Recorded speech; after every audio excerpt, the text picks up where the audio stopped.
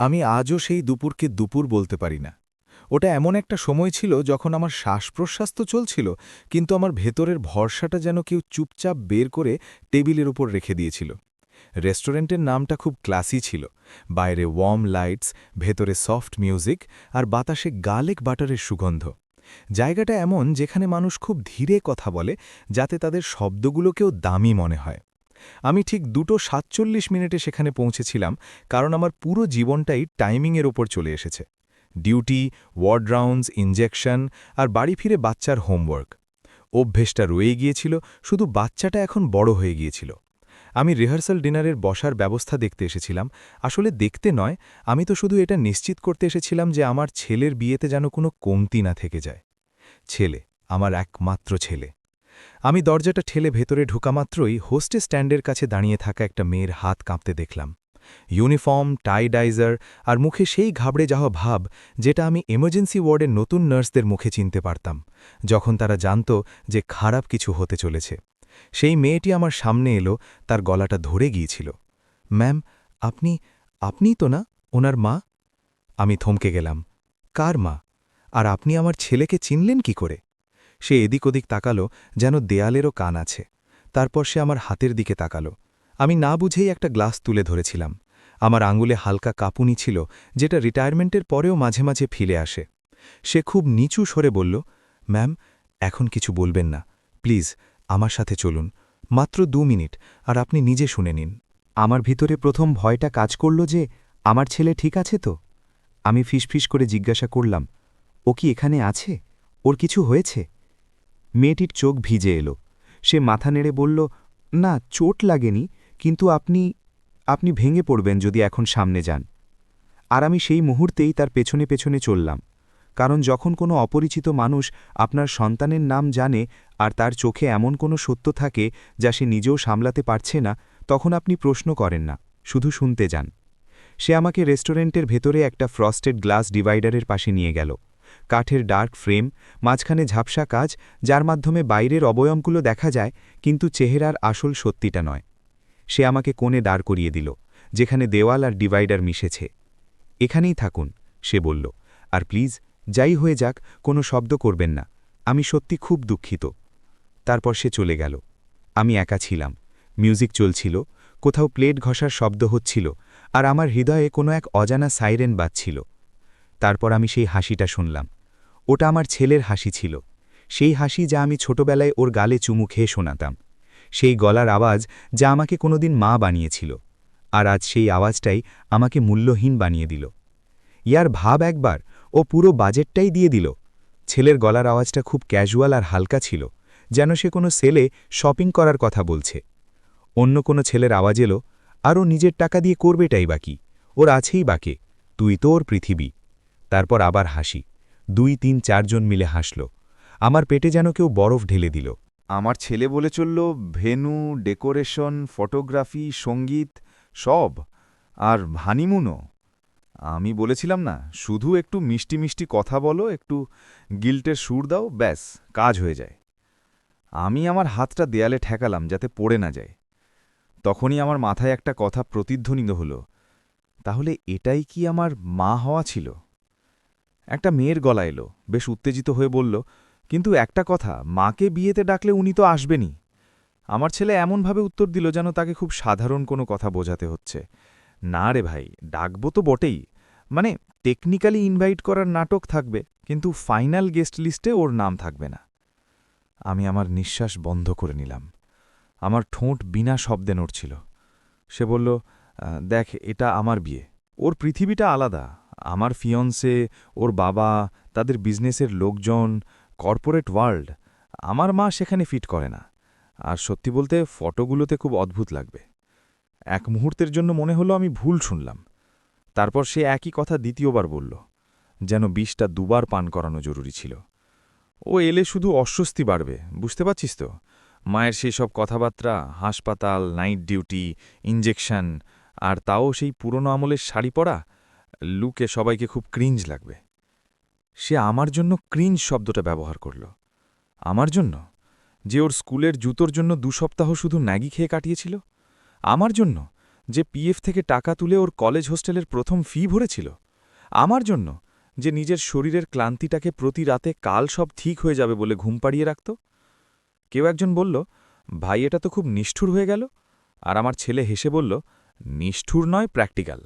Practical, যেমন আমি কোনো বিল, যেমন আমার ভালোবাসাটা একটা ইএমআই। তারপর সেই মেয়েটির গলা। তাহলে ওটা উনি কখন জানতে পারবেন? মানে যখন উনি তৈরি হয়ে আসবেন? আমার ছেলে একদম শান্ত হয়ে বলল, বিয়ের দিন। ততক্ষণ সাব পেমেন্ট হয়ে যাবে, তখন আমরা বলে দেব যে গেস্ট লিস্টে একটু গোলমাল হয়ে গেছে, ব্যাস। আমি আমার ঠোঁটে হাত চাপা দিলাম। আমার গলায় কিছু একটা আটকে গেল, আর চোখের সামনে নিজের বাড়ির সেই পুরনো করিডরটা ভেসে উঠল, যেখানে আমি ৩ বছরের ছেলেকে কোলে নিয়ে কেঁদেছিলাম যখন ওর বাবা স্যুটকেস গুছিয়ে চলে গিয়েছিল। হ্যাঁ, সেই রাত, যে রাতে আমার কাছে ১৫০০ টাকাও পুরো ছিল না, আর আমি তবুও ছেলের মাথায় হাত রেখে বলেছিলাম যে আমি কোথাও যাব না, আমি তোকে ছেড়ে যাব না। আমি আমার কথা রেখেছিলাম প্রত্যেকবার, কিন্তু আজ আমার ছেলে আমাকে ছেড়ে যাওয়ার পরিকল্পনা করছিল, এবং তাও আমারই উপার্জনের ওপর দাঁড়িয়ে। সে আরও বলল, আর আমার মা কোনো সিন ক্রিয়েট করবে না, ও তো বাড়িতে বসে কাঁদবে, তারপর নিজেকে বোঝাবে যে নিশ্চয়ই কোনো ভুল হয়েছে, আর পরের দিন থেকে আবার নর্মাল বিহেভ করবে। ও তো সবসময় এটাই করে। এই লাইনটা আমার বুকে চাকুর মতো বিঁধল, কারণ সে ঠিক ছিল। আমি সবসময় স্বাভাবিক আচরণ করেছি, আমি সবসময় মানিয়ে নিয়েছি, আমি সবসময় নিজের অপমানকে পারিবারিক ব্যাপার বলে চেপে রেখেছি, আর সেই অভ্যেসের উপরই ওর পুরো প্ল্যানটা দাঁড়িয়েছিল। হঠাৎ আমার হাত থেকে গ্লাসটা পিছলে গেল। ওটা ভেঙে যায়নি, শুধু কার্পেটের উপর হালকা একটা আওয়াজ হলো। কেউ লক্ষ্য করেনি, কারণ বাইরে আমার ছেলের হাসিটা অনেক বেশি জোরালো ছিল। আমি আমার চোখ বন্ধ করলাম, আর পেছনের বছরগুলো সব খুলে যেতে লাগল, যেন কোনো পুরনো ফাইল ক্যাবিনেট নিজে থেকেই খুলে যাচ্ছে। আমি সরকারি হাসপাতালের নার্স ছিলাম, নাইট ডিউটি, এমার্জেন্সি, আইসিইউ সব দেখেছি। আমি মানুষকে মরতে দেখেছি, কিন্তু কখনো ভাবিনি যে আমার ভরসাটা এভাবে একটা মশকরায় পরিণত হয়ে মরবে। যখন ছেলের বয়স ১২ ছিল, আমি আমার শেষ সোনার চেনটা বন্ধক রেখেছিলাম, যাতে ওর কম্পিউটার ক্লাস মিস না হয়। যখন ওর ১৬ বছর হলো, কোচিংয়ের ফির জন্য আমি এলআইসি লোন নিয়েছিলাম। যখন ও বলল যে মা আমি বাইরের শহরে চাকরি করব, আমি খুশি হয়েছিলাম, আর সেই খুশিতেই নিজের রিটায়ারমেন্ট ফান্ড থেকে ওর প্রথম ডিপোজিটটাও দিয়ে দিয়েছিলাম। তারপর ফিয়ন্সে এলো, খুব পলিশড, খুব কনফিডেন্ট, আর অনেকটা আমাদের তো এমনই চাই গোছের।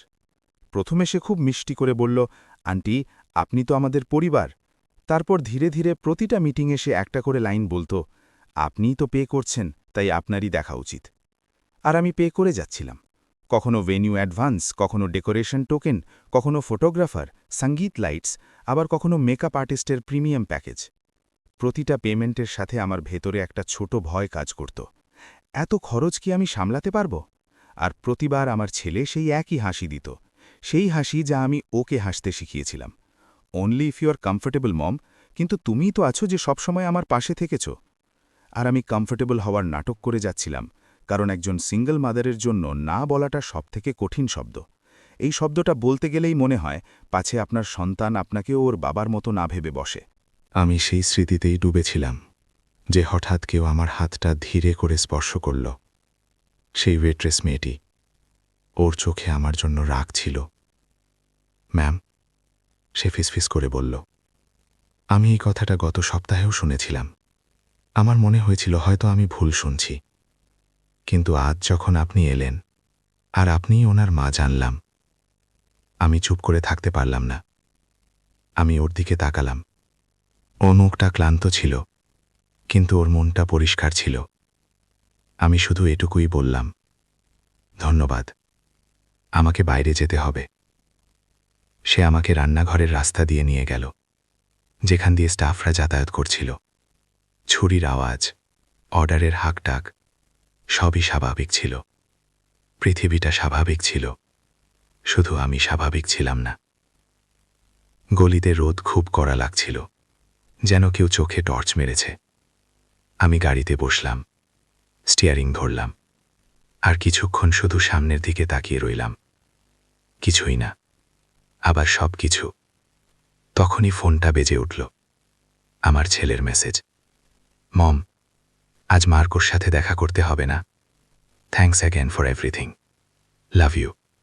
সেই হার্ট ইমোজিটা দেখে আমার ঠোঁট কাঁপল, কারণ লাভ ইউ কথাটার মানে এখন আমার কাছে পরিষ্কার হয়ে গিয়েছিল। Pay you. আমি গাড়ি স্টার্ট করলাম, বাড়ি পৌঁছলাম, কিচেন টেবিলে বসলাম, সেই টেবিল যেখানে আমি ওর অঙ্ক করিয়েছিলাম, যেখানে আমি ওর লাঞ্চ বক্স ব্যাক করতাম, আজ যেখানে আমি প্রতি মাসে বিলগুলো গুছিয়ে নিজেকে বোঝাতাম যে সব হয়ে যাবে। আজ প্রথমবার আমি নিজেকে বললাম, আর না। আমি ল্যাপটপ খুললাম, ব্যাংক স্টেটমেন্টস বের করলাম, প্রতিটা পেমেন্টের রেকর্ড, প্রতিটা ভেন্ডারের কনফার্মেশন, সব কিছু। আর তখনই আমার নার্সিং ট্রেনিংয়ের সবথেকে পুরনো শিক্ষাটা মনে পড়ল, যদি জীবন বাঁচাতে হয় তবে ডকুমেন্টেশন বাঁচাও। আমি কন্ট্যাক্ট লিস্টে স্ক্রোল করলাম, আর একটা নামের ওপর আঙুল থেমে গেল, আমার নার্সিং স্কুলের বন্ধু। এখন সে উকিল। ওর ফোন সব সময় ডিরেক্ট আর সব সময় ক্লিয়ার। আমি কল করলাম, সে দ্বিতীয় রিংয়েই ফোন তুলল। কি হয়েছে এই অসময়ে ফোন? আমার মুখ দিয়ে আওয়াজ বেরোলো খুব স্থির, খুব ঠান্ডা, এমন একটা আওয়াজ যা আমার নিজের কানেও নতুন লাগলো। আমার কাছে 7 দিন আছে, আর আমি আজ আমার ছেলেকে আমার রিটায়ারমেন্টের উপর হাসতে শুনেছি। আমাকে বলো আমি যা করতে চাইছি সেটা আইনিভাবে কিভাবে করব, আর একদম ক্লিন কিভাবে করব। ফোনের ওপ্রান্তে এক মুহূর্ত নিস্তব্ধতা ছিল, তারপর ওর গলা এলো নিচু স্বরে, কিন্তু আগুনের মতো। গুড, এখন আর কাঁদবে না, এখন আমরা প্ল্যান বানাবো। আর সেই মুহূর্তেই আমি বুঝতে পারলাম, আমার ছেলে আমাকে প্রেডিক্টেবল ভেবেছিল, কিন্তু সে একটা কথা ভুলে গিয়েছিল, আমি আইসিইউও দেখেছি। আর আইসিইউতে যে সার্ভাইভ করে সে ভেঙে পড়ে থাকে না, সে বদলে যায়। সেই রাতে আমি অনেকক্ষণ কিচেনের সেই চেয়ারটাতেই বসে রইলাম। বাইরে রাস্তায় বাচ্চাদের আওয়াজ আসছিল, কারো বাড়িতে টিভিতে পুরনো গান চলছিল, আর আমার ফ্রিজের মোটরটা মাঝে মাঝে এমনভাবে চালু হচ্ছিল যেন সেও আমাকে মনে করিয়ে দিচ্ছে যে ঘরটা এখনও চলছে, শুধু আমার ভেতরে কিছু একটা থেমে গিয়েছিল। আমি সব পেমেন্টের লিস্ট বের করে নিয়েছিলাম, প্রতিটা ভেন্ডারের নাম, অ্যাডভান্স, রিসিট, হোয়াটসঅ্যাপ কনফার্মেশন।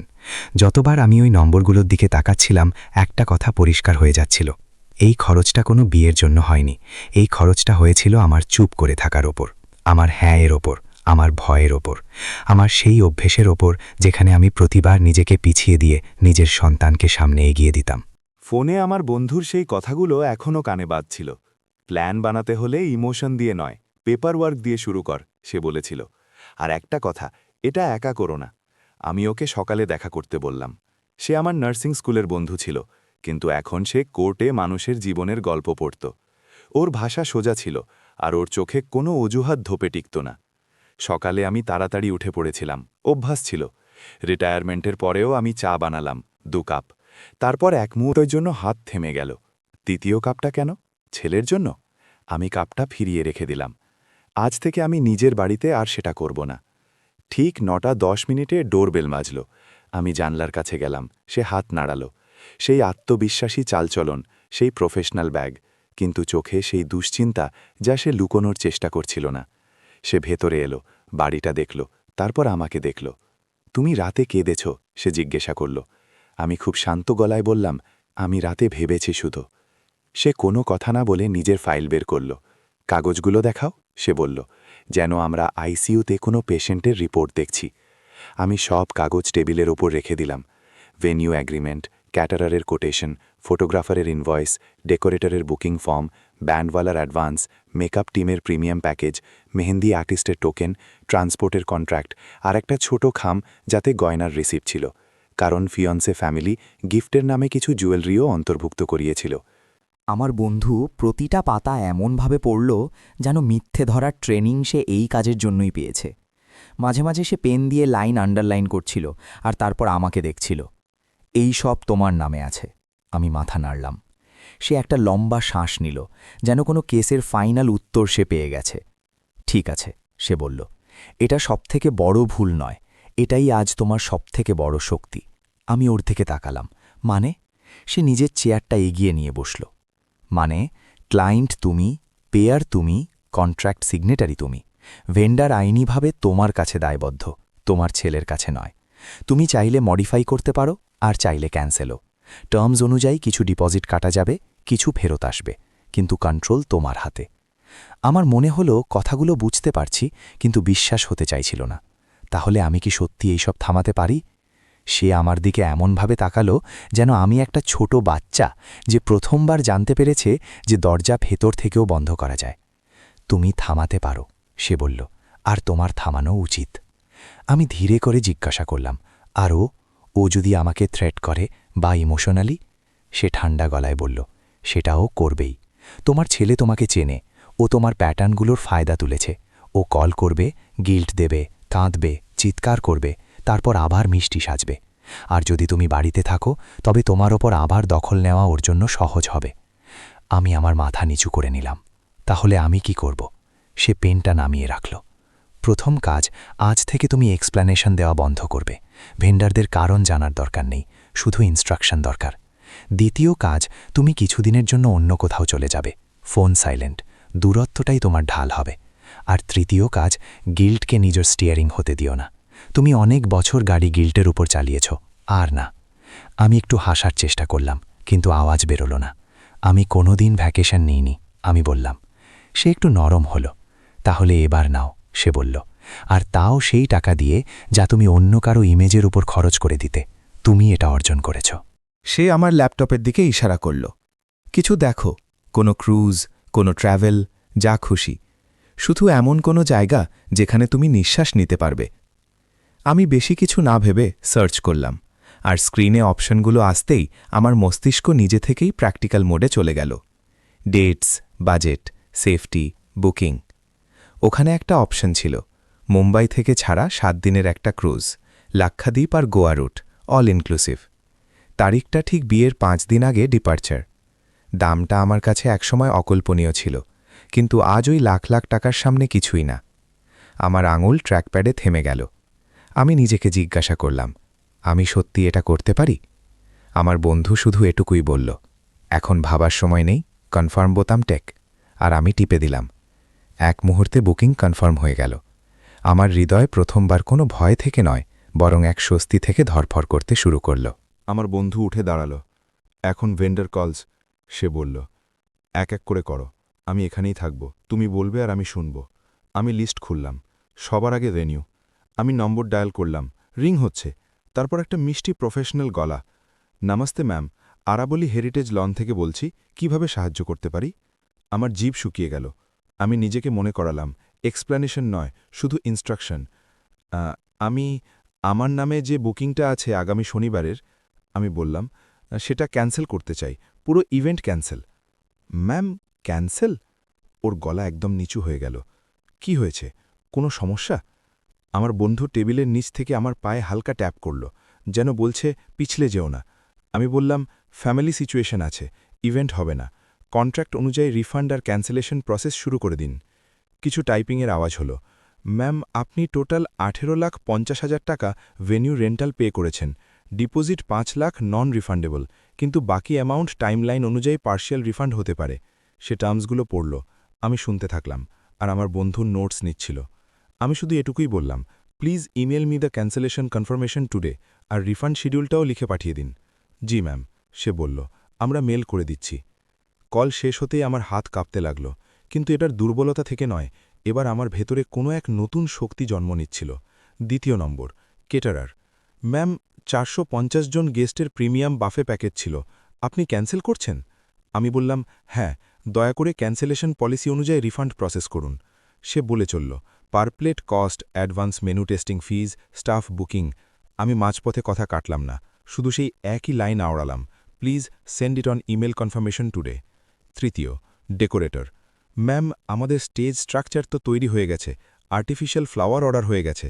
আমি বললাম, যা যা টার্মস আছে ফলো করুন, রিফান্ড যা অ্যাপ্লিকেবল সেই অনুযায়ী প্রসেস করুন। তারপর ফটোগ্রাফার, তারপর ব্যান্ড, তারপর ডিজে, তারপর মেহেন্দি, তারপর মেকআপ। প্রতিটা কলের সাথে আমার ভেতরের সেই পুরনো মা, যে সবাইকে খুশি রাখতে চাইত, একটু একটু করে পিছিয়ে যাচ্ছিল। আর তার জায়গায় এক নারী এগিয়ে আসছিল, যে অবশেষে নিজের নামের সিগনেচারের দাম বুঝতে পারছিল। প্রায় 2 ঘন্টা পর আমার গলা বসে গিয়েছিল। আমার বন্ধু জল এগিয়ে দিল। ব্যাস, সে বলল, এখন আর ফোন তুলবে না। আমি জিজ্ঞাসা করলাম, মানে? সে আমার দিকে আমার নিজের ফোনটা ঘুরিয়ে দিল। স্ক্রিনে মিসড কলের পাহাড় জমেছিল। আমার ছেলের নাম 2 বার, তারপর 3 বার, তারপর হোয়াটসঅ্যাপ নোটিফিকেশনস, মাম, কোথায় তুমি, কল মি। আমার আঙুলগুলো স্বয়ংক্রিয়ভাবে স্ক্রিনের দিকে এগোলো, আর আমার বন্ধু শান্তভাবে আমার হাত ধরে নিল। এটাই সেই মুহূর্ত, সে বলল। এখানেই তুমি সবসময় হেরে যাও, কারণ তোমার মনে হয় যদি তুমি কল না তোলো তবে তুমি একজন খারাপ মা। আমার চোখে জল এসে গেল। আমি বললাম, ও আমার ছেলে। সে নরম গলায় বলল, আর তুমি ওর মা, এটিএম ন। ঠিক সেই সময় আর একটা কল এলো, এবার আননোন নম্বর। আমার মন বলল, ফিয়ন্সে। আমি তুললাম না। ফোন বাজতে থাকল, তারপর কেটে গেল। সাথে সাথে মেসেজ এলো, খুব পলিশড হিন্দি ইংলিশ মেশানো। Hello aunty, please call me ASAP, it's urgent. Urgent? এমনভাবে যেন আমার জীবনটা তাদের মিটিং ক্যালেন্ডারের অংশ। আমি ফোনটাকে উল্টো করে রেখে দিলাম। আমার বন্ধু উঠে দাঁড়াল। এখন শোনো, সে বলল, আজ রাতে তুমি প্যাকিং করবে, কাল তুমি নিজের ব্যাংকে যাবে, সব রিফান্ডকে আলাদা অ্যাকাউন্টে ট্র্যাক করবে, আর তারপর তুমি বেরিয়ে যাবে। আমি ফিসফিস করে জিজ্ঞাসা করলাম, আর ও যখন ও জানতে পারবে যে বিয়ে ক্যান্সেল হয়ে গেছে, তখন ও কী করবে? আমার বন্ধু একদম পরিষ্কারভাবে বলল, ও ভেঙে পড়বে, আর তারপরও তোমাকে ভাঙার চেষ্টা করবে। এই কারণেই তোমাকে দূরে থাকতে হবে। ওর চলে যাওয়ার পর বাড়িটা খুব শান্ত লাগতে লাগল। আমি আলমারি খুললাম। কত বছর পর স্যুটকেস বের করলাম। তাতে পুরনো ট্র্যাভেল ট্যাগ লাগানো ছিল, আমার নয়, আমার ছেলের। আমি শুধু ওর পেছনে পেছনে স্টেশন বা এয়ারপোর্ট পর্যন্ত যেতাম, তারপর ফিরে আসতাম। আমি নিজের জামা কাপড় রাখলাম, আরামদায়ক আর সাধারণ। তারপর এক মুহূর্তের জন্য আমি নিজের বিয়ের পুরনো শাড়ির কাছে গেলাম। হাত থেমে গেল। আমার সেই রেস্টুরেন্টের লাইনটা মনে পড়ল, ফটোতে ক্রিঞ্জ লাগবে। আমি শাড়িটা ফেরত রেখে দিলাম, আর তার বদলে একটা সাধারণ সুতির কুর্তা রেখে দিলাম।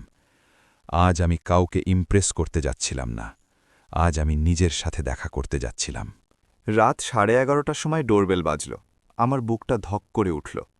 আমি পিপ হোল দিয়ে দেখলাম, কেউ নেই, শুধু একটা খাম বাইরে পড়েছিল। আমি দরজা খুললাম। খামের উপর কোনো নাম ছিল না, কিন্তু ভেতরে একটা প্রিন্টেড শিট ছিল, wedding itinerary, seating chart, VIP family photo slot, আর নিচে বোল্ড অক্ষরে লেখা ছিল, বরের মা, পৌঁছনোর সময় বিকেল 3টে, আলাদাভাবে কোঅর্ডিনেট করবেন। আলাদাভাবে কোঅর্ডিনেট করবেন? আমি সেই কাগজটা হাতে ধরলাম, আর প্রথমবার বুঝতে পারলাম আমি এই বিয়ের অংশ ছিলাম না। আমি ছিলাম শুধু লজিস্টিক্স, পেইড লজিস্টিক্স। আমার চোখ শুকিয়ে গেল, কান্না এলো না, শুধু একটা অদ্ভুত স্পষ্টতা এলো। সকাল 7টায় আমি ব্যাংকে গেলাম। ম্যানেজার আমাকে চিনে ফেললেন, কারণ আমি বহু বছর ধরে প্রতি মাসে এফডি রিনিউ করতে আসতাম। ম্যাম, সব ঠিক আছে তো? তিনি জিজ্ঞাসা করলেন। হয়তো আমার মুখে কিছু একটা ছিল। আমি বললাম, হ্যাঁ, আজ থেকে কিছু রিফান্ড আসতে শুরু করবে। আমি চাই সেই সব ফান্ড আলাদাভাবে ট্র্যাক করা হোক, আর একটা নতুন সেভিংস গোলও সেট করতে হবে। তিনি হাসলেন। খুব ভালো ম্যাম, খুব ভালো। এই শব্দ দুটো আমি নিজের জন্য খুব কম শুনেছি। দুপুর নাগাদ ভেনিউ থেকে ইমেল চলে এলো, ক্যান্সেলেশন কনফার্মেশন। কেটারারের থেকেও এলো, ডেকোরেটরের থেকেও। আজ কিছু ভেন্ডার টাকা কাটো, কেউ আংশিক রিফান্ড রাখল, কেউ পলিসির কথা জানালো। আর আমি অনড় রইলাম। কারণ প্রথমবার আমার অনড় থাকার কারণে কোনো পেশেন্টের জীবন যাচ্ছিল না। আমার অনড় থাকার কারণে আমার নিজের আত্মা বেঁচে যাচ্ছিল। বিকেল 4টায় আমার ছেলের কল আবার এলো, এবার ভিডিও কল। আমি রিজেক্ট করে দিলাম। তারপর মেসেজ এলো, মাম প্লিজ, ক্যান্ড্রা ভয় পেয়ে যাচ্ছে, কি হচ্ছে এসব? তুমি কি কারোর সাথে কথা বলেছ? প্লিজ উত্তর দাও। আমি স্ক্রিনের দিকে তাকালাম। ক্যান্ড্রা ভয় পেয়ে যাচ্ছে। আমার ভেতরে কোনো এক পুরনো সহানুভূতি জেগে উঠল। তারপরই সাথে সাথে সেই রেস্টুরেন্টের হাসিটা মনে পড়ল। আমার জন্য সহানুভূতি কি সেখানে ছিল? না। আমি ফোনটাকে এয়ারপ্লেন মোডে করে দিলাম। পরের দিন আমি পোর্টের দিকে রওনা দিলাম। ট্যাক্সির জানলা দিয়ে শহরটা পিছনে চলে যাচ্ছিল। সেই একই দোকান, সেই একই ট্রাফিক, একই মানুষ, সবই স্বাভাবিক। শুধু আমার ভেতরে কিছু একটা হালকা হচ্ছিল, যেন কেউ আমার বুক থেকে একটা ভারী পাথর নামিয়ে দিয়েছে। পোর্টে ভিড় ছিল, পরিবার, দম্পতি, মানে হানিমুন এনার্জি, ব্যাগ, সেলফি। আমি একা ছিলাম। প্রথমবার একা, আর প্রথমবার আমার একাকিত্ব বোধ হচ্ছিল না। আমার মনে হচ্ছিল আমি অনেকটা জায়গা বা স্পেস পেয়েছি। যখন জাহাজটা ধীরে ধীরে পাড় ছাড়ল, বাতাসে লবণের গন্ধ এলো। সমুদ্রের রং আমার জন্য নতুন ছিল না, কিন্তু সেই রংটা আমি প্রথমবার নিজের জন্য দেখছিলাম। আমি ডেকে দাঁড়িয়েছিলাম, আর তখনই আমার ফোনের এয়ারপ্লেন মোড আইকনটা দেখলাম। আমি ভাবলাম, মাত্র 7 দিন।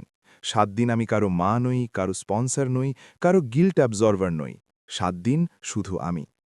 কিন্তু সেদিন রাতে ডিনারের পর যখন আমি কেবিনে ফিরলাম, কৌতূহল আমাকে ঘিরে ধরল। আমি এয়ারপ্লেন মোড সরালাম মাত্র 1 মিনিটের জন্য। আর স্ক্রিনে যা দেখলাম তা আমার আঙুলগুলোকে ঠান্ডা করে দিল। 137টা মিসড কল আর একটা ভয়েস নোট, আমার ছেলের, লম্বা আর কাঁপানো গলায়। তার নিচে আর একটা মেসেজ অজানা নম্বর থেকে। ম্যাডাম, পুলিশ স্টেশন থেকে বলছি, আপনার বাড়িতে সমস্যা হয়েছে, দয়া করে জরুরি ভিত্তিতে কল ব্যাক করুন। আমার হাত থেকে ফোনটা প্রায় পড়েই যাচ্ছিল। আমি বিছানার কোণে বসে পড়লাম। সমুদ্র বাইরে শান্ত ছিল, কিন্তু আমার ভিতরে আবার সাইরেন বাজতে শুরু করল। আমি কল বাটনে আঙুল রাখলাম, আর তখনই আমার বন্ধুর কথা মনে পড়ল। যখন ও প্যানিক করবে, ও তোমাকে কন্ট্রোল করার জন্য সব দরজা খটখট করবে। কিন্তু এই পুলিশ! আমার নিঃশ্বাস দ্রুত হতে লাগল। আমি ফোনটা কানে লাগালাম, আর কল কানেক্ট হতেই যাচ্ছিল যে স্ক্রিনে আমার ছেলের দ্বিতীয় কলটা ভেসে উঠল। তখন আমি বুঝতে পারলাম, এখন যা কিছু হবে তা শুধু মেয়ের হবে না, এখন এই লড়াই হবে আমার অধিকারের, আমার সম্মানের আর আমার ছেলের সত্যের। আমি কলটা ধরলাম, আর কানে শুধু ওর ভেঙে যাওয়া আওয়াজ এলো। মম, ওরা বলল তুমি সব ক্যান্সেল করে দিয়েছ, প্লিজ বলো যে তুমি এটা করনি। আর সেই সাথে ব্যাকগ্রাউন্ডে অন্য কারো গলার আওয়াজ, তীক্ষ্ণ, অন্ধ আর রাগী। ফোনটা আমাকে দাও। আমার শরীরে একটা শিহরণ বয়ে গেল, কারণ সেই আওয়াজটা ক্যান্ড্রার ছিল। আমি ফোন কানে লাগালাম, আর এক মুহূর্তের জন্য মনে হলো সমুদ্রের সব বাতাসও যেন থেমে গেছে। মম, ওরা বলল তুমি সব ক্যান্সেল করে দিয়েছ, প্লিজ বলো যে তুমি এটা করনি। ছেলের বলা কাঁপছিল। ও সেই বাচ্চাটার মতোই মনে হচ্ছিল যে জ্বরের সময় আমার আঁচল ধরে ঘুমিয়ে পড়ত। কিন্তু সেই আওয়াজের পেছনে অন্য কারো নিঃশ্বাস দ্রুত ছিল, কারো রাগ, কারো অপমান, কারো অধিকারবোধের খোঁচা। তারপর সেই তীক্ষ্ণ আওয়াজ সরাসরি আমার কানে চিৎকার করে উঠল, হ্যালো আন্টি, আপনি নাটক করছেন, আপনি এভাবে আমার বিয়ে ক্যান্সেল করতে পারেন না। আমি নিজের কাঁধ সোজা করলাম, আমার আঙুলগুলো ফোনের ওপর শক্ত হয়ে বসল, কিন্তু আমার স্বর প্রথমবার একদম স্থির ছিল। আমি কারো বিয়ে ক্যান্সেল করিনি, আমি বললাম। আমি নিজের নামে করা সব কন্ট্রাক্ট ক্যান্সেল করেছি। সে হেসে খুব তাচ্ছিল্যের সুরে বলল, ওয়াও, সো ইউ অ্যাডমিটেড, নিজের ইগোর জন্যে আপনি সব বরবাদ করে দিলেন। আমার ছেলে মাঝে ঘাবড়ে গিয়ে বলল, ক্যান্ড্রা প্লিজ, মম শোনো, ওটা তেমন নয়, এখানে কোনো ভুল বোঝাবুঝি হয়েছে, কেউ হয়তো। আমি ধীরে করে বললাম, ভুল বোঝাবুঝি হয়নি। তারপর আমি নিজের নাম নিলাম, যেন নিজেকেও মনে করিয়ে দিচ্ছি যে আমি কে। আমি নিজের কানে শুনেছি। ফোনের ওপ্রান্তে 1 সেকেন্ডের স্তব্ধতা নেমে এলো, যেন কেউ ঘরের আলো নিভিয়ে দিয়েছে। তুমি কি শুনেছ? ছেলের আওয়াজ নিচু হয়ে গেল। আমি চোখ বন্ধ করলাম। রেস্টুরেন্টের সেই হাসি, সেই শব্দগুলো, ক্রিঞ্জ, গেস্ট লিস্ট, ফটোজ সব ফিরে এলো। আমার গলা বুঝে আসছিল, কিন্তু আমি থামলাম না। আমি বললাম, আমি শুনেছি যে তুমি বলেছ যে আমি ফটোতে অকওয়ার্ড লাগব। আমি শুনেছি যে তুমি বলেছ যে আমার নামে নাটক থাকবে, কিন্তু গেস্ট লিস্টে আমার নাম থাকবে না। আমি শুনেছি তুমি বলেছ আমি কাঁদব আর পরের দিন থেকে আবার স্বাভাবিক হয়ে যাব। আর তুমি এটাও বলেছিলে যে শুধু একটু গিল্ট টোন দাও আর টাকা বের করে নাও। ফোনের ওপ্রান্তে কিছু একটা পড়ার মতো শব্দ হলো। হয়তো কেউ ঘরের টেবিলের উপর ফোন আছড়ে ফেলেছিল, বা হয়তো আমার ছেলের হাত কেঁপে গিয়েছিল। তারপর ক্যান্ড্রার আওয়াজ এলো, এবার একটু নিয়ন্ত্রিত, কিন্তু আরও বিষাক্ত। আন্টি, আপনি বাড়িয়ে বলছেন, ছেলেরা মাঝে মাঝে ওভাবে কথা বলে, আপনি এটাকে ব্যক্তিগতভাবে নিচ্ছেন। আপনার খুশি হওয়া উচিত যে আপনার ছেলে একটা ভালো পরিবারে বিয়ে করছে। আমার ভেতরটা ঠান্ডা হয়ে গেল। ভালো পরিবার? যেন আমার বছরের পর বছর রক্তঘামের কোনো দামই নেই। আমি বললাম, ভালো পরিবারের মানে এই নয় যে কোনো মাকে ব্যবহার করা হবে। সে রেগে গিয়ে বলল, ব্যবহার? আপনি নিজের ইচ্ছাই টাকা দিয়েছিলেন, কেউ আপনাকে জোর করেনি। আপনি কন্ট্রোল চাইছিলেন, এখন সেটা হারাচ্ছেন বলে ভিকটিম সাজার নাটক করছেন। আমি আমার বন্ধুর সেই লাইনটা মনে করলাম, ইমোশন নয়, পেপারওয়ার্ক। আর আমি সেইভাবেই কথা বললাম। আমি স্বেচ্ছায় পে করেছিলাম, কারণ আমাকে বলা হয়েছিল আমি ফ্যামিলি, আমি বললাম। কিন্তু যেসব জিনিসের জন্য আমি পে করেছি তার সব এগ্রিমেন্ট আমার নামে। ভেন্ডাররা আমাকে জবাব দেবে, আর আমি ক্যান্সেলেশন পলিসি অনুযায়ী ইনস্ট্রাকশন দিয়ে দিয়েছি। ছেলে মাঝখান থেকে চাপা গলায় বলল, মম প্লিজ, আমরা কথা বলতে পারি, তুমি ফিরে এসো, এই ক্রুজ ফ্রুজ ছাড়ো প্লিজ। ওর কথা শুনে প্রথমবার আমার উপলব্ধি হলো যে ও কোথায় ভয় পাচ্ছে। বিয়ের জন্য নয়, কন্ট্রোল হারিয়ে যাওয়ার ভয়, সেই নিশ্চয়তা ভেঙে যাওয়ার ভয়ে যে আমি সবসময় তাই করব যা ও প্রত্যাশা করে। আমি বললাম, আমি ফিরে আসব, কিন্তু আমি আর পুরনো পদ্ধতিতে ফিরব না। ক্যান্ড্রা আবার তেড়ে এলো, আন্টি, আপনি আমাদের ব্ল্যাকমেল করতে পারেন না, আমরা অলরেডি সবাইকে জানিয়ে দিয়েছি। আমার বাবা মা লজ্জিত বোধ করছেন, আমার বাবা কন্ট্যাক্টসদের কল করছেন, এটা দিল্লি, এখানে আমাদের রেপুটেশনের দাম আছে। সেই রেপুটেশন শব্দটায় আমি হালকা হাসলাম, কিন্তু হাসিতে কোনো আনন্দ ছিল না। আমার রেপুটেশন তখন দামি ছিল না যখন আমি রাত জেগে হাসপাতালে দাঁড়িয়ে থাকতাম, আমি বললাম। আমার রেপুটেশন তখন দামি ছিল না যখন তোমরা খরচের লিস্ট আমার সামনে রেখে আমার দিকে এমনভাবে তাকিয়েছিলে যেন আমি একটা ব্যাংক। এখন হঠাৎ রেপুটেশন? ফোনেরও প্রান্তে কেউ একজন ফিসফিস করল। তারপর মনে হলো যেন কোনো তৃতীয় ব্যক্তি কলে চলে এসছে। ভারী গলার আওয়াজ, ম্যাডাম, আমি পুলিশ স্টেশন থেকে বলছি। সেই আওয়াজ বলল, আমরা একটা অভিযোগ পেয়েছি যে আপনি প্রতারণা করেছেন আর আর্থিক ক্ষতি করেছেন, আপনাকে কোঅর্ডিনেট করতে হবে। আমার শরীরে আবার সেই শিহরণ বয়ে গেল যা কেবিনে মেসেজ পড়ে হয়েছিল। কিন্তু এবার আমি প্যানিক হলাম না। আমি বুঝতে পারলাম এটা একটা প্রেশার ট্যাকটিক। আমার নিঃশ্বাস দ্রুত ছিল, কিন্তু বুদ্ধি সজাগ ছিল। আমি শান্তভাবে জিজ্ঞাসা করলাম, কোন পুলিশ স্টেশন, অফিসারের নাম, আইডি নম্বর আর অভিযোগ কোন সেকশনে রেজিস্টার করা হয়েছে। ওপাশে 1 সেকেন্ডের নীরবতা। তারপর সে বলল, ম্যাডাম, আপনার ডিটেলসের দরকার নেই, শুধু আসুন আর সেটেল করুন। আমি সাথে সাথে বললাম, আমি আপাতত মুম্বাইতে নেই, আর কোনো অফিসিয়াল কমিউনিকেশনের জন্য আপনি আমার লয়ারের সাথে কথা বলবেন। আমি এখনই নম্বর দিচ্ছি। আর না থেমে আমি আমার সেই উকিল বন্ধুর নাম নিলাম। আমার লয়ার ফ্রেন্ড এখন অ্যাভেলেবেল আছে, আপনি ওর সাথে কথা বলুন। সেই আওয়াজটা সাথে সাথে বদলে গেল। এখন তাতে আর আগের মতো কর্তৃত্ব থাকল না। দরকার নেই, আমরা এটা ফ্যামিলির মধ্যেই হ্যান্ডেল করতে পারি। আমি সেখানেই সীমারেখা টেনে দিলাম। ফ্যামিলিতে হ্যান্ডেল করার নামে আমাকে ম্যানিপুলেট করা হয়েছে। আর না, আমি কল কেটে দিলাম। আমার হাত হালকা কাঁপছিল, কিন্তু আমি জানতাম যদি আমি এখন ভয় পেয়ে যাই তবে সব আবার আগের জায়গায় ফিরে যাবে। আমি দীর্ঘশ্বাস নিলাম, তারপর নিজের উকিল বন্ধুকে কল করলাম। সে প্রথম রিংয়েই ফোন তুলল। কি হয়েছে? আমি সংক্ষেপে সব বলে দিলাম, পুলিশের কল, ক্যান্ডার হুমকি, ছেলের অবস্থা, প্রেশার। সে একদম প্র্যাকটিক্যাল হয়ে গেল। প্রথমত, তুমি সব কল রেকর্ড করতে পারো। দ্বিতীয়ত, এটা একটা সিভিল ম্যাটার। তৃতীয়ত, যদি অভিযোগ দায়ের করা হয় ওটা চিটিং হবে না, কারণ পেয়ার তুমি আর কন্ট্রাক্টে সাইন তোমার। ওরা শুধু ভয় দেখাতে চাইছে। তারপর সে থামল আর বলল, আর সবথেকে জরুরি হলো তুমি শিপে সেফ আছো, তুমি ওখানেই থাকো। আমি এখনই চেক করছি কোনো রিয়েল এফআইআর আছে কিনা। ওর আওয়াজে সেই আত্মবিশ্বাস ছিল যা আমি আইসিইউতে সিনিয়র ডাক্তারদের গলায় পেতাম যখন তারা বলতেন হ্যান্ডেল হয়ে যাবে, আর সত্যি হ্যান্ডেল হয়ে যেত। আমি ফোন রাখলাম আর বারান্দার দরজা খুলে দিলাম। বাইরে সমুদ্র অন্ধকারে চকচক করছিল। বাতাস স্যাঁতসেঁতে ছিল। আমার মুখে লবণের আস্তরণ জমছিল, যেন সমুদ্র আমাকে বলছিল, দুনিয়া যতই দ্রুত হোক, আমি নিজের রেদম বদলাই না। সেই রাতে আমি ঘুমোলাম না। আমি শুধু বসে রইলাম আর ভাবতে লাগলাম, আমার ছেলের এই বিশ্বাসঘাতকতার শিকড় কোথায় ছিল? ও কি খারাপ মানুষ ছিল, নাকি শুধু দুর্বল? আর দুর্বল হওয়া কি এতটাই বড় পাপ যে ও আমাকেই সরিয়ে দেবে? সকালে আমার উকিল বন্ধুর মেসেজ এলো, কোনো এফআইআর নেই, কোনো রেজিস্টার্ড কমপ্লেন নেই। ধাপ্পাবাজি, কোনো কথা বলো না। তুমি যখন ফিরবে আমার উপস্থিতিতে দেখা হবে। আমি স্ক্রিনটা দেখলাম, আর প্রথমবার আমার ভেতরে একটা অদ্ভুত স্বস্তি এলো। এই লড়াই আদালতের নয়, এই লড়াই সম্পর্কের ভাষার। আর সেই ভাষায় সবথেকে জরুরি শব্দ হল না। ক্রুজের বাকি দিনগুলোতে আমি সত্যিই বাঁচতে শুরু করলাম। আমি ডেকে হাঁটতাম, বই পড়তাম, চা খেতাম, আর প্রথমবার নিজের সম্পর্কেই ভাবতাম।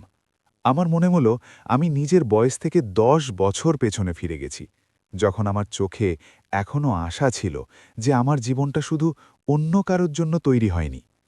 পঞ্চম দিনে যখন শিপ গোয়ার কাছে স্লো হলো, আমার কাছে একটা অজানা হোয়াটসঅ্যাপ মেসেজ এলো। সেই ওয়েট্রেস মেয়েটি, ম্যাম, আমি দুঃখিত, ওরা আমাকে কাজ থেকে বের করে দিয়েছে। ওরা বলেছে আমি ইন্টারফেয়ার করেছি, কিন্তু আমার কোনো অনুশোচনা নেই। আমি শুধু চাই আপনি ভালো থাকুন। আমি মেসেজটা পড়েই চোখ বন্ধ করে নিলাম। পৃথিবীতে কিছু মানুষ থাকে যারা আপনার রক্তের আত্মীয় হয় না, কিন্তু সেদিন আপনার জন্য মানবতা হয়ে দাঁড়ায়। আমি ওকে রিপ্লাই করলাম, তুমি যা করেছ তা ভুল ছিল না, তুমি একা নও। আমি ফিরে এসেই তোমার সাথে দেখা করব। ফেরার দিন পোর্টে পা রাখতেই মনে হলো মাটিটা একটু ভারী, যেন সমুদ্র আমাকে হালকা করেছিল, আর শহর আবার ওজন চাপাতে চলে এসছে। আমার উকিল বন্ধু ওখানেই ছিল, সাথে একজন ড্রাইভার। সে আমাকে দেখে শুধু বলল, তোমাকে ঠিক মনে হচ্ছে? আমি বললাম, আমি ঠিক আছি, এখন আমি সব পরিষ্কার বুঝতে পারছি। আমরা সরাসরি ওর অফিসে গেলাম। সেখানে এসির ঠান্ডা হাওয়া ছিল আর দেয়ালে বাঁধানো ডিগ্রিগুলো। আগে সেগুলো আমাকে ভয় দেখাতো, আজ সেগুলো আমাকে ঢাল মনে হচ্ছিল। ঠিক 6:30টায় আমার ছেলের কল এলো। এবার আমি অফিসে ছিলাম, স্পিকারে। মম, আমি নিচে আছি, আমি কি ওপরে আসতে পারি? আমার বন্ধু আমার দিকে তাকালো আর আমি মাথা নাড়লাম। আসতে দাও। ও ভেতরে এলো। আমি ওকে চিনতে তো পারছিলাম, কিন্তু ও আমার ছেলে মনে হচ্ছিল না। চোখগুলো ফোলা, শার্ট অগোছালো আর মুখে সেই প্যানিক যা কোনো শিশু হারিয়ে গেলে হয়। ও আমার সামনে এসে দাঁড়ালো আর এক মুহূর্তে ওর আওয়াজ ভেঙে গেল। আমি এমনটা চাইনি। আমি ওকে থামালাম না। আমার ওর চোখের জল নিয়ে কোনো সমস্যা ছিল না, আমার ওর চিন্তা ধারা নিয়ে সমস্যা ছিল। তুমি বলেছিলে আমি নর্মাল বিহেভ করব। আমি বললাম, আজ নর্মাল হওয়ার সময় নেই, আজ সত্যি কথা বলার সময়। সে মাথা নিচু করে নিল। আমি ভয় পেয়ে গিয়েছিলাম। ক্যান্ড্রা আর ওর বাবা মা আমাকে ছোট অনুভব করাতেন। ওরা বলতো যদি বিয়ে লাক্সারি না হয় তবে আমি ওতে যোগ্য নই। আর আমি তোমাকে কনভিন্স করতে থাকলাম, কারণ আমার মনে হয়েছিল তুমি সামলে নেবে। কেন? আমি জিজ্ঞাসা করলাম। তোমার মনে হয়েছিল আমি কোনো মেশিন? সে দ্রুত বলল, না মম, আপনি স্ট্রং। আমি প্রথমবার ওর কথা কাটলাম। স্ট্রং হওয়ার মানে এই নয় যে তুমি আমাকে ব্যবহার করতে পারো। ও কাঁদতে লাগল। আমি এমনটা ভাবিনি। তখনই দরজা খুলল আর ক্যান্ড্রা ভেতরে এলো। ওর সাথে আরও দুজন লোক ছিল, হয়তো ওর বাবা মা। ও অফিসের রিসেপশন থেকে সোজাসুজি ভেতরে ঢুকে এলো, যেন পৃথিবীতে সব জায়গায় ওর এন্ট্রি পাওয়া উচিত। ও আমাকে দেখে চক রাঙালো। So this is your plan. তুমি ওকে একজন লয়ারের কাছে নিয়ে এসেছো যাতে ওকে ছোট করতে পারো। আমার উকিল বন্ধু দাঁড়িয়ে পড়ল। ম্যাম, এটা একটা প্রাইভেট মিটিং, আপনি ইনভাইটেড নন। ক্যানরা হেসে বলল, ইনভাইটেড? আমি ব্রাইড, কোনে? আমার বন্ধু শান্ত স্বরে বলল, ব্রাইড নন, ক্লায়েন্টের মিটিংয়ে অনধিকার প্রবেশকারী। ক্যানরা আমার দিকে ঝুঁকে বলল, আন্টি, আপনি এর মাসুল দেবেন। আমার বাবার কন্ট্যাক্টস আছে, আমরা এটাকে খুব খারাপ পর্যায়ে নিয়ে যেতে পারি। ওর বাবা ভারী গলায় বলল, ম্যাডাম, এটা মিটিয়ে নিন, টাকা ফেরত দিন, নইলে আমরা কেস ফাইল করব।